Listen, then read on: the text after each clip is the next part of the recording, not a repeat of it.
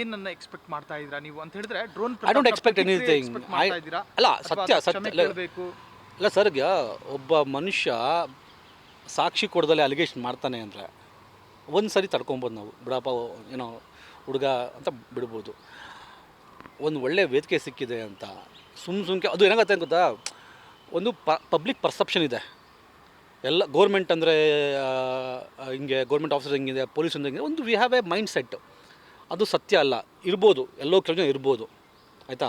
ಯಾರೋ ಒಬ್ಬ ಗೌರ್ಮೆಂಟ್ ಅಫಿಷಿಯಲು, ಯಾರೋ ಒಬ್ಬ ಪೊಲೀಸು, ಯಾರೋ ಒಬ್ಬ ಇದು ರಾಜಕಾರಣಿ ತಪ್ಪು ಮಾಡ್ತಾನೆ ಅಂದರೆ ಎಂಟೈರ್ ರಾಜಕಾರಣಿಗಳು ತಪ್ಪು ಅಂತಲ್ಲ, ಎಂಟೈರ್ ಪೊಲೀಸ್ ವ್ಯವಸ್ಥೆ ತಪ್ಪು ಅಂತಲ್ಲ, ಎಂಟೈರ್ ಗೌರ್ಮೆಂಟ್ ಆಫೀಸ್ ತಪ್ಪು ಅಂತ ಇಲ್ಲ.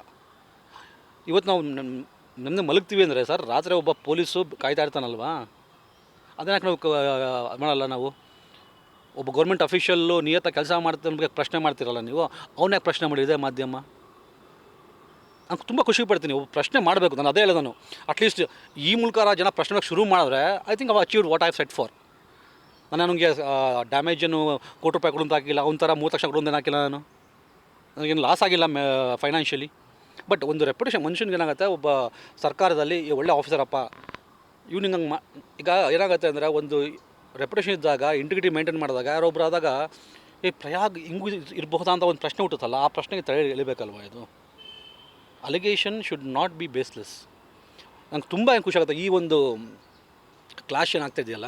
ನೀವು ನನಗೆ ನನ್ನ ಪ್ರಕಾರ ಕ್ಲಾಶ್ ಅಲ್ಲ, ಅಟ್ಲೀಸ್ಟು ಜನ ಈ ಮೂಲಕ ಪ್ರಶ್ನೆ ಮಾಡೋದು ಕಲ್ತ್ಬಿಟ್ರೆ ನಾನು ಅಚೀವ್ ಮಾಡ್ದಂಗೆ ಸರ್. ಅದು ₹1 ದೊಡ್ಡದು. ನನ್ನ ಪ್ರಶ್ನೆ ಮಾಡೋರು ಪ್ರತಾಪ್ನ ಪ್ರಶ್ನೆ ಮಾಡಲಿಲ್ಲಲ್ಲ, ಆವಾಗಲೂ ಮಾಡಲಿ ಈಗಲೂ ಮಾಡಲಿಲ್ಲ. ಒಂದು ಕ್ಷಣಕ್ಕೆ ಅವತ್ತು ನಾನು ಸೈಂಟಿಸ್ಟು, ನಾನು ಡ್ರೋನ್ ಮಾಡಿದ್ದೀನಿ, ಕತೆ ಹೊಡೆದಲ್ಲ ಅಷ್ಟೆಲ್ಲ, ಅದನ್ನು ನಾನು ಸಿಂಪಲ್ ಹೇಳ್ತೀನಿ ಸರ್. ಅವನು ಎಕ್ಸ್ಪೋಸ್ ಮಾಡಿದಾರೋ ಒಬ್ಬರು ಪ್ರತಾಪನ ಫಸ್ಟು? ನಾನು ಮಾಡಿದ್ನ ಫಸ್ಟು? ಇಲ್ಲ. ಮಾಡಿದಾರೆ ಫಸ್ಟು ಆಪ್ಸ್ ಇಂಡಿಯಾ ಒಂದು ಸುದ್ದಿ ಮಾಧ್ಯಮ ಸಂಸ್ಥೆ ಮಾಡ್ತು, ಫ್ಯಾಕ್ಟ್ ಚೆಕ್ ಮಾಡ್ತಾ ಒಂದು. ಅದಾದಮೇಲೆ ಆಲ್ಟ್ ನ್ಯೂಸ್ ಅನ್ನೋದು ಒಂದು ಮಾಡ್ತು. ಅವ್ನು ನಿಜವಾಗ್ಲೂ ಮಾನನಷ್ಟ ಮೊಕದ್ದಮೆ ಹಾಕ್ಬೇಕಿದ್ದು ಯಾರ ಮೇಲೆ? ಅವ್ನಿಗೆ ಅಷ್ಟೆಲ್ಲ ಮಾಡಿದರೆ 600 ಡ್ರೋನ್ ಮಾಡಿದ್ದೀನಿ ಅವೆಲ್ಲ ಇದ್ದಾವೆ. ನೀವು ಯೂಟ್ಯೂಬಲ್ಲಿ ಹೋದರೆ ಒಂದೆಲ್ಲ ಕಾಣುತ್ತಾನೆ ನಿಮಗೆ. ಅವನಷ್ಟು ಕ್ಲೈಮ್ ಮಾಡ್ತಾನೆ. 10,000 ಸರ್, ನಾನು ಒಂದು PhD ಮುಗಿಸ್ಬೇಕಾದ್ರೆ 500 ಆರ್ಟಿಕಲ್ ಓದ್ಬಿಟ್ರೆ ನಮ್ಮದು ಜೀವ ಸಾಕಪ್ಪ ಅಂದ್ಬಿಡುತ್ತೆ. 10,000 ನಾನು ಆರ್ಟಿಕಲ್ ಓದಿ ಅಂತ ಹೇಳ್ತಾನೆ. ಆಮೇಲೆ ಹಿಂಗೆ ಫ್ಯಾಕ್ಟ್ ಚೆಕ್ ಮಾಡೋದಿಲ್ಲ, ಬರೀ ಅಬ್ಸ್ಟ್ರಾಕ್ಟ್, ಈವನ್ ಅಬ್ಸ್ಟ್ರಾಕ್ಟ್ ಅಷ್ಟು ಓದೋಕ್ಕೆ ಆಗಲ್ಲ ಸರ್.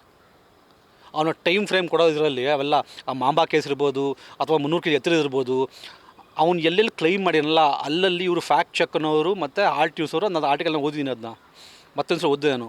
ಎಲ್ಲ ಬಟಾಬೈಲ್ ಮಾಡಿದಾಗಲೂ ಸಹ ಒಂದು ಅವಕಾಶ ಕೊಟ್ಟಿರ್ತಾನೆ ಅವನಿಗೆ. ಮತ್ತೆ ಅವಕಾಶ ಕೊಟ್ಟ ಮೇಲೆ ಅವನು ಬೇಸ್ ಅಲಿಗೇಷನ್ ಮಾಡಿದಾಗ ನಾವು ಒಂದು ಸ್ಟ್ಯಾಂಡ್ ತೊಗೊಳ್ಬೇಕಾಗತ್ತೆ. ಅಂದರೆ ಎಲ್ಲ ಗೌರ್ಮೆಂಟ್ ಅಫಿಷಿಯಲ್ಸು ಕರಪ್ಟ್ ಅಲ್ಲ, ಎಲ್ಲ ಗೌರ್ಮೆಂಟ್ ಅಫಿಷಿಯಲ್ ಕ್ರೂರಿ ಅಲ್ಲ. ಇವತ್ತು ಕೋವಿಡ್ ಟೈಮಲ್ಲಿ ಇದೇ IAS ಆಫೀಸರ್ಸು, ಇದೇ IPS ಆಫೀಸರ್ಸು, ಇದೇ ಡಾಕ್ಟರ್ಸು, ಇದೇ ಪಬ್ಲಿಕ್ಕು ಸಿಟಿಸನ್ಸು ಏನು ಮಾಡಿ ಅಂತ ತುಂಬ ಹತ್ರ ನೋಡಿದ್ರು ನಾನು ಸರ್.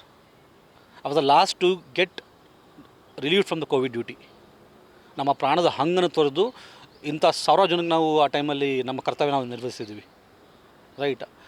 ಇದು ಸರ್ ಅವ್ನ ಮೈಂಡ್ ಸೆಟ್ ಹೆಂಗೆ ಗೊತ್ತಾ, ಅವ್ನು ಬಂದು ಲೈವ್ ಮೀಟಿಂಗ್ ಅನ್ನ ಬೇಕಾದರೆ ಅವ್ನಿಗೆ ಕರ್ತಂದಿದ್ದೇ ಜಗ್ಗೇಶ್ ಸರ್. ಒಪ್ಕೊಂತೀರಿ ಮಾತನ್ನ? ನಾನು ನೆನ್ನೆ ಸಹ ಜಗ್ಗೇಶ್ ಸರ್ಗೆ ಚಾಟ್ ಮಾಡಿದೆ. ಅವ್ರು ಒಂದೇ ಮಾತಂದ್ರೆ, ಅವರು ಇಂಥ ವರ್ಸ್ಟ್ ಫ್ರಾಡ್ನ ನಾನು ಲೈಫಲ್ಲಿ ನೋಡಿಲ್ಲ ಅಂತ. ಇದು ರಿಯಲ್ ಆ್ಯಕ್ಟರ್ ಅಂದರು. ಅಂಥ ಒಬ್ಬ ಮಹಾನ್ ಕಲಾವಿದ ಆ ಥರ ಹೇಳಬೇಕಾದ್ರೆ ಅವ್ರಿಗೆ ಎಷ್ಟು ನೋವಾಗಿರಬೇಕು.